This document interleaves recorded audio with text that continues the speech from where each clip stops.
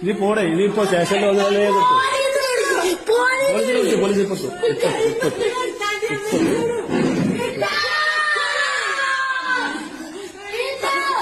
എനിക്ക് ആ വിദ്യേ ഉള്ളൂ ദുനിയാവിൽ എന്റെ എല്ലാം കഴിഞ്ഞു. എനിക്ക് ആ വിദ്യേ ഉള്ളൂ.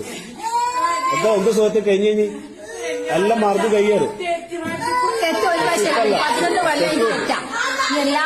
കോടതിയിൽ നിന്നും പറയണം അവനെ വേണം. കോടതിയിൽ നിന്ന് എന്നാലേ നമ്മളെ മനസ്സിലാക്കി വരും. കോടതിയിൽ നിന്ന് വേണ്ടെന്ന് പറഞ്ഞ് ചവിട്ടിക്കറച്ചിട്ട് പോയതല്ല.